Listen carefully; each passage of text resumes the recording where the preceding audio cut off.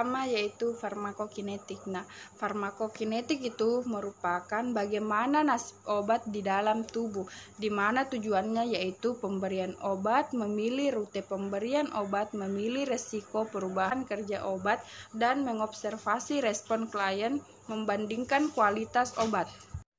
Adapun skema fase yang dialami obat, yaitu bentuk obat tablet atau biasa disebut dengan obat atau zat aktif. Di sini mengalami pecah atau liberasi menjadi granul, zat aktif terlepas dan larut.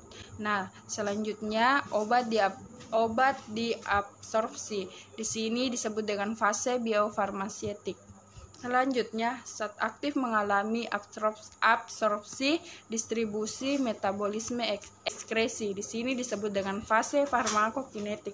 Ketersediaan hayati obat untuk memberi efek. Terjadi interaksi obat dengan reseptor di tempat kerja. Di sini disebut dengan fase farmakodinamik sehingga menghasilkan efek obat. Hubungan dalam ATME yaitu obat diminum, disuntikkan, disemprotkan atau disuntikkan. Nah, kemudian masuk ke dalam tubuh, di mana di dalam tubuh terjadi penyerapan atau absorpsi. Setelah penyerapan, obat masuk ke dalam aliran darah, di mana obat masuk ke dalam aliran darah, kemudian masuk ke dalam depot dalam jaringan, kembali lagi masuk ke dalam aliran darah. Nah, setelah masuk ke aliran darah ini terjadi dua bentuk, yaitu bentuk bebas dan bentuk terikat. Di mana bentuk bebas maksudnya yaitu obat tersebut bebas berikatan dengan reseptor. Sedangkan obat bentuk terikat yaitu obat yang tidak dapat berikatan dengan reseptor. Setelah proses masuk kembali ke dalam aliran darah, terjadi biotransformasi atau metabolisme. Kemudian obat masuk kembali ke aliran darah dan obat bisa langsung diekskresi. Obat bentuk bebas dan bentuk terikat ini dapat diekskresikan atau dieliminasi. Nah, untuk obat bentuk bebas sendiri itu menghasilkan efek kerja farmakologi. Proses metabolisme obat di sini misalnya obat fase 1 yaitu terjadi oksidasi, reduksi dan hidrolisis, kemudian ke fase 2 di mana fase 2 terjadi proses konjugasi. Nah, dalam obat setelah fase 1, obat mengalami aktivasi, tidak berubah dan umumnya menjadi tidak aktif. Namun, obat bisa juga langsung ke fase 2 sehingga dapat dimetabolisme langsung oleh fase 2. Obat yang terkonjugasi di fase 2 biasanya tidak aktif. Contoh biotransformasi yang terjadi di dalam tubuh. Yang pertama itu salisilamid, yaitu senyawa aktif terjadi konjugasi sehingga menyebabkan salisilamid glukuronida menjadi tidak aktif. Yang kedua, fenacetin yaitu senyawa aktifnya, acetaminophen juga senyawa aktif terjadi konjugasi sehingga menyebabkan acetaminophen glukuronida tidak aktif. Yang ketiga, protosil yaitu senyawa tidak aktif atau reduksi, sulfonamid yaitu senyawa aktif terjadi konjugasi, asetil sulfonamid tidak aktif. Parameter farmakokinetik di sini terbagi 3 yaitu besaran yang diturunkan secara matematis dari hasil pengukuran kadar obat atau metabolitnya, darah maupun urin.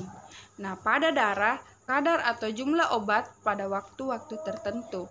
Dan pada urin, jumlah obat yang diekskresikan dalam urin. Parameter farmakokinetik ada 3 golongan, yaitu primer, sekunder, dan turunan. Yang pertama primer. Primer adalah nilainya dipengaruhi secara langsung oleh variabel fisiologis yang terbagi 2, yaitu Klein-Hevar atau ginjal dan volume distribusi. Sekunder itu nilainya tergantung pada parameter primer, di mana waktu paru dan juga fraksi obat yang diekskresi. Ketiga, turunan. Harganya selain ditentukan oleh parameter primer, tetapi juga oleh besaran yang lain, misalnya fraksi obat yang diabsorpsi dan AUC. Peran-peran farmakokinetik dalam produksi obat dan klinik. Yang pertama, memprediksi kadar obat dalam plasma jaringan dan urin untuk setiap aturan dosis. Kedua, menentukan dosis optimum individual. Ketiga, estimasi akumulasi obat atau metabolitnya. Keempat, mengetahui hubungan kadar obat dengan aktivitas farmakologi dan toksisitasnya. 5. Evaluasi BABE. 6. Mengetahui pengaruh perubahan fisiologis terhadap ATME. 7. Mengungkap adanya interaksi obat. 8. Memberikan gambaran kuantitatif pengaruh perubahan struktur terhadap ATME.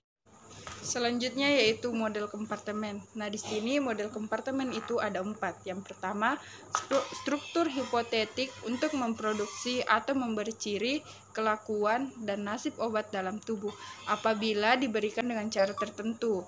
Kedua, alat untuk mengkarakterisasi kinetika obat dalam tubuh. Ketiga, asumsi sederhana untuk menerangkan kinetika obat dalam tubuh. Keempat, parameter farmakokinetik tidak diukur langsung, melainkan ditentukan secara eksperimen dari satu seri data. Kegunaan MF terbagi menjadi 7 bagian, yaitu yang pertama, meramalkan konsentrasi obat, plasma jaringan, dan urin pada pemberian obat dosis tertentu. Yang kedua, menentukan dosis optimum individual. Yang ketiga, estimasi akumulasi obat atau metabolitnya. Yang keempat, mengetahui hubungan kadar obat dengan aktivitas farmakologi atau toksisitasnya. Yang kelima, evaluasi BAB dan tetapan laju. Yang keenam, mengetahui pengaruh perubahan fisiologi terhadap ATME. Yang ketujuh, mengungkap adanya interaksi obat.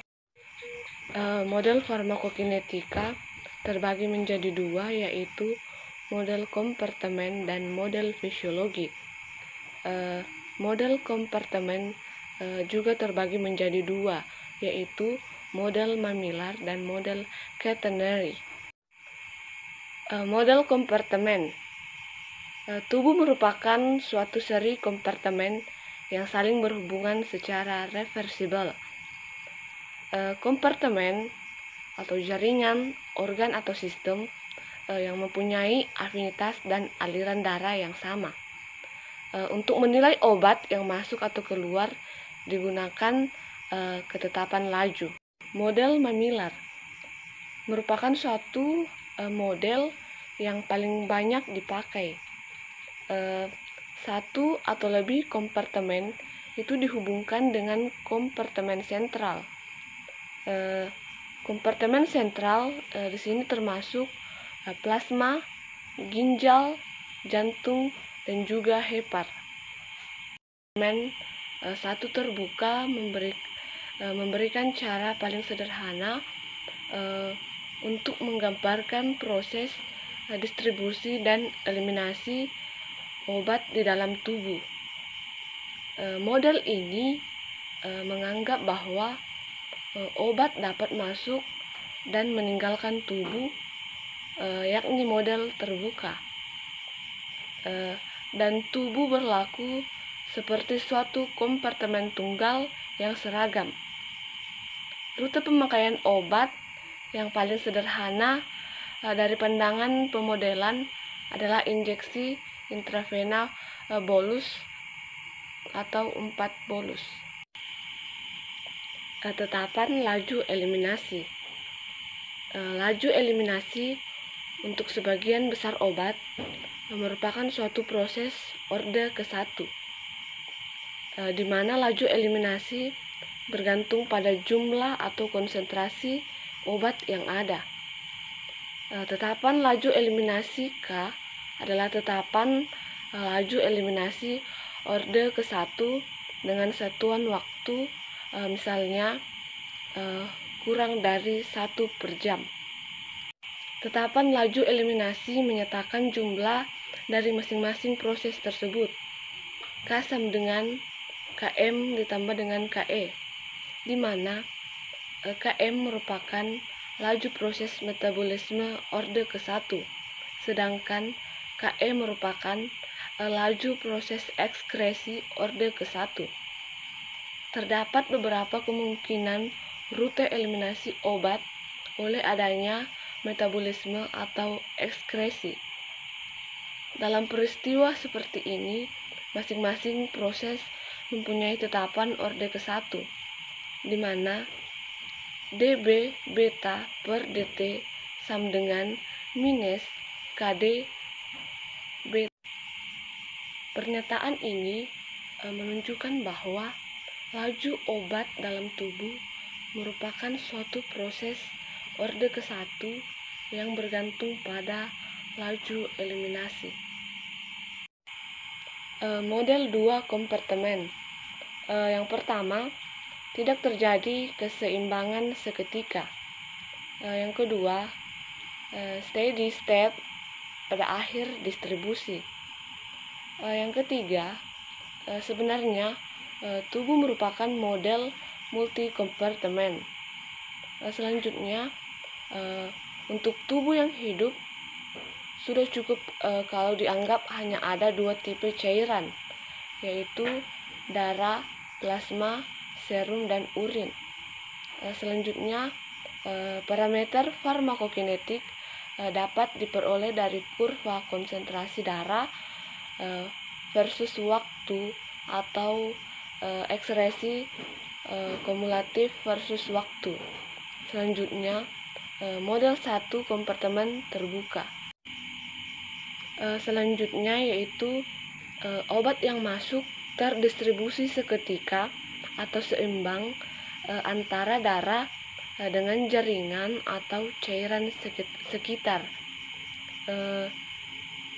Selanjutnya disebut kompartemen terbuka karena ada input dan output, serta perubahan obat dalam plasma secara kuantitatif mempengaruhi jaringan atau cairan sekitar.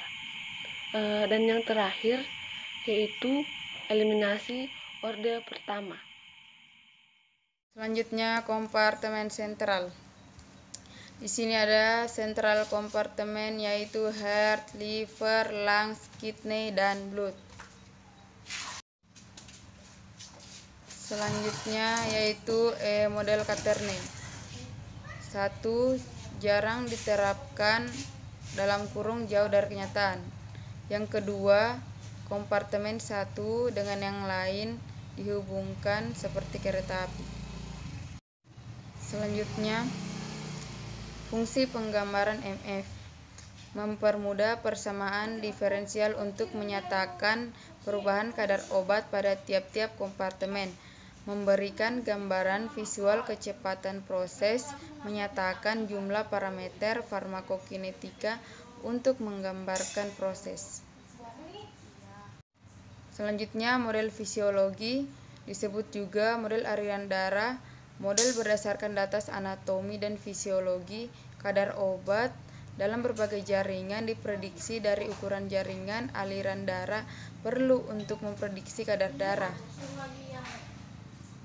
Gambaran model fisiologi. Di sini itu ada heart, musical set, rate, kidney, dan liver. Selanjutnya kecepatan dan orde reaksi. Obat A ke obat B minus dA per dt atau plus dB per dt pada kecepatan konstan minus dA per dt sama dengan KAN. K yaitu ketetapan kecepatan transport, A yaitu kadar obat yang dipindahkan, N yaitu orde proses.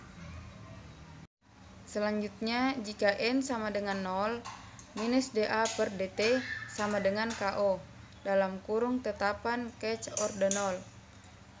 Integrasi persamaan di atas, dA per dt sama dengan minus KO. A sama dengan minus KO tambah AO, A sama dengan AO minus KO.